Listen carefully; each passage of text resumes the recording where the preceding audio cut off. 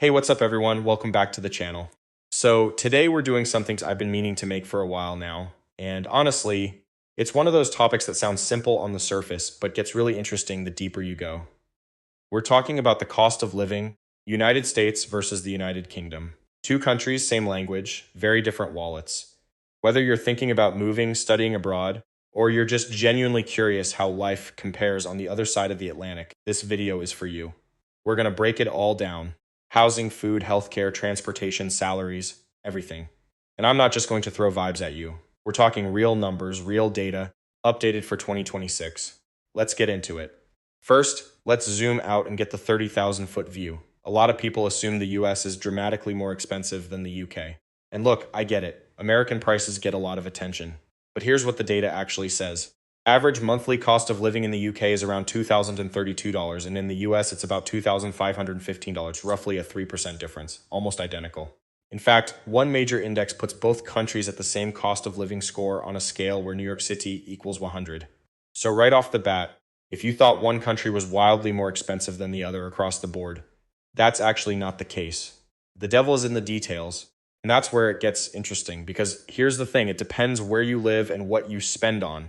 Some things are significantly cheaper in the UK. Some things are way more expensive. And some things, honestly, are almost the same. Let's go category by category. Housing. The big one. The one that either makes or breaks your budget no matter where you live. And this is where the UK starts pulling ahead, at least on a national average basis. Rent in the UK is on average somewhere between 18% to 35% lower than in the US. That's not pocket change, that's a significant difference, especially if you're living solo. Let's talk specifics. A single person in the UK spending on rent in a mid-sized city like Manchester or Edinburgh is going to pay noticeably less than someone in a comparable US city like Austin or Chicago. But, and this is a big but, London completely flips the script. London is expensive. We're talking rents that rival New York City and San Francisco in many neighborhoods. So if someone says, oh, the UK is way cheaper, ask them, which part of the UK? On the US side, the range is even wider. New York and San Francisco are some of the most expensive rental markets in the world. But if you're in somewhere like Memphis, Tulsa, or Columbus, Ohio, you're looking at rents that are genuinely affordable. The key takeaway here, if you stay out of London and out of the major US coastal cities, housing costs are actually quite comparable. But if you're comparing London to New York, honestly, you're looking at two of the most expensive cities on the planet. Buckle up. One more wrinkle. If you want to buy property rather than rent, the UK actually gets more expensive. Apartment prices per square meter in the UK average 32 to 36% higher than in the US. So renters do better in the UK, buyers often do better in the US. All right, food, everyone eats. Let's talk about what it costs. Groceries, this one goes to the UK. Generally speaking, your weekly shop at a UK supermarket is going to run cheaper than the equivalent in the US. Things like bread tend to be lower priced in the UK. Some staples like milk and chicken vary depending on the brand and store, but overall the UK grocery bill tends to come out lighter. Now, eating out, that's a bit more even. Restaurant prices in the UK are actually very slightly higher than in the US, about 1 to 1.5% on average. We're talking about minimal differences here. A sit-down meal, a coffee, a casual lunch, it's pretty comparable. Where the US gets you at restaurants, though, is tipping culture. In the US, tipping 18 to 20% is basically mandatory at most sit-down restaurants. In the UK, tipping is appreciated but not expected in the same way. Sometimes a 10% tip is considered generous. If you eat out a lot, that adds up over a year in a way people don't always account for when comparing costs. So food, overall, has a slight edge to the UK on groceries, and you save more on dining out in the UK when you factor in tipping, okay. Healthcare. This is the one that divides people the most, and honestly, the numbers here are pretty striking. The US spends roughly 2.5 times more per capita on healthcare than the UK. In 2024, US healthcare spending per person hit about $14,775 UK. By comparison, spends roughly $5,000 to $5,500 per person. Now, the key difference is how that money works. In the UK, healthcare is provided by the NHS, the National Health Service. It's publicly funded through taxes, and for residents, the vast majority of services are free at the point of use. You go to the doctor, no bill. You need surgery, no bill. Prescriptions are subsidized too. In the US, it's a private insurance model. Even if you have employer-provided health insurance, you're still dealing with deductibles, co-pays, and premiums. A routine primary care visit in the US costs around $45 out of pocket on average, about $11. Prescription drugs are where it gets really eye-opening. Prescription drugs in the US cost on average almost 6 times more than in the UK, and hospital stays in the US can run 3 to 4 times higher for the same procedure. Now, the NHS isn't perfect. Waiting times for non-urgent procedures can be long, and access to some cutting-edge treatments can be slower than in the US. Americans with good insurance often have quicker access to specialists. But from a pure financial standpoint, UK residents face dramatically less financial risk from health issues. Medical bankruptcy, which is a real thing in the US, is essentially unheard of in the UK. This is arguably the single biggest financial advantage the UK holds over the US. Transportation is another interesting one, because the two countries have completely different systems and mindsets around getting around.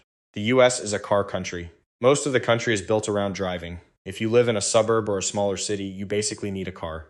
And cars mean insurance, fuel, maintenance, parking. It adds up fast. The UK, by contrast, has one of the most extensive rail and bus networks in the world, especially in England. In major UK cities, a lot of people genuinely don't own a car and don't need one. The London Underground, the National Rail, city buses, you can genuinely live a full life without a vehicle. But here's the flip side. UK public transport isn't cheap. A monthly travel card in London, for example, can run you well over £150 a month. And UK car ownership, when you do have a car, tends to come with higher running costs. Fuel is more expensive, partly due to taxes, and insurance can be steep. If you're in a US city with decent transit, New York, Chicago, DC, San Francisco, you can get away without a car, and those transit costs tend to be lower than London's. If you're in suburban or rural America, though, you're looking at full car costs every month. Car-dependent living is generally cheaper in the US. Transit-dependent living can be cheaper depending on which US city you're comparing to. Quick one on utilities because it's actually straightforward. UK utility bills, electricity, heating, water, tend to run higher than in the US. The UK had a significant energy price crisis a couple years back, and while prices have stabilized somewhat, monthly utility costs in the UK remain elevated. However, mobile phone plans and internet service in the UK are typically cheaper than in the US. UK mobile plans offer strong value, and broadband pricing is generally more competitive, so energy up, phone and internet down. It partially balances, but utilities overall slightly favor the US. Now let's talk about what you're actually earning, because cost of living only means so much if you don't know what you're making. Here's where the US pulls ahead pretty clearly. The average gross monthly salary in the US is around 60 UK. It's approximately 3,253 a month, or roughly 4,380 in USD terms.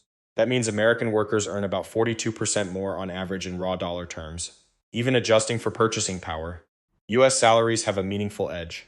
The average after-tax salary in the US covers living expenses for about 1.8 months, meaning you could live 8 months on 1 month's paycheck. In the UK, that number is 1.3 months. The US GDP per capita is around $85,800 versus the UK's $62, a meaningful gap. So yes, the US generally pays more, a lot more in sectors like tech, finance, and healthcare. If you're a software engineer, a doctor, or a finance professional, your earning potential in the US often dwarfs what you'd make for the same role in the UK. But, and this is crucial, those higher US salaries come with higher costs. You're paying for your own healthcare, you're probably paying more on rent.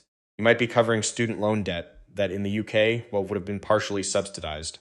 So the real question isn't just what do you earn, it's what do you keep.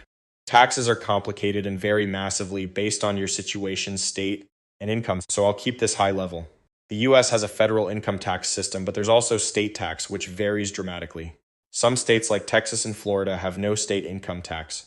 Others like California and New York take a significant chunk.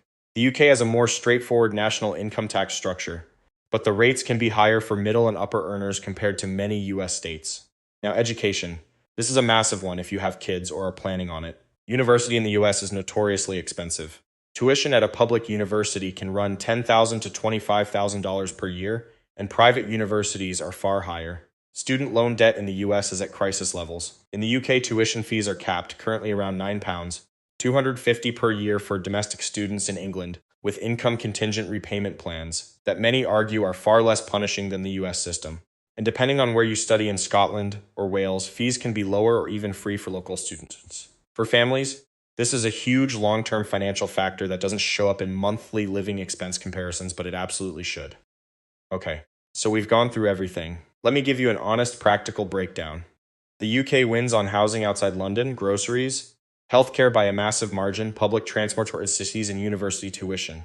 The US wins on salaries, significantly purchasing power, utilities, and housing if you're buying property in many markets. And it's honestly a wash on the overall cost of living. They're remarkably close.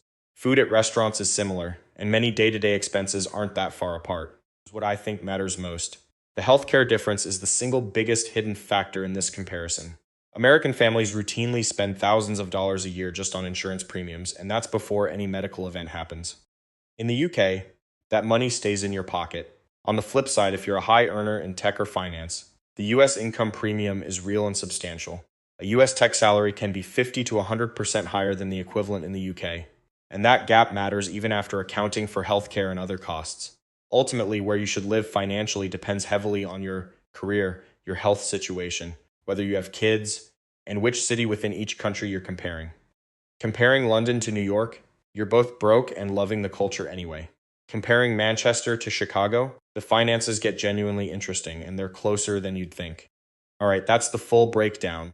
USA versus UK living expenses 2026 data. If this video helped you see the comparison a little more clearly, or if it raised questions you hadn't thought about before, that's exactly what I was going for. Drop your thoughts in the comments.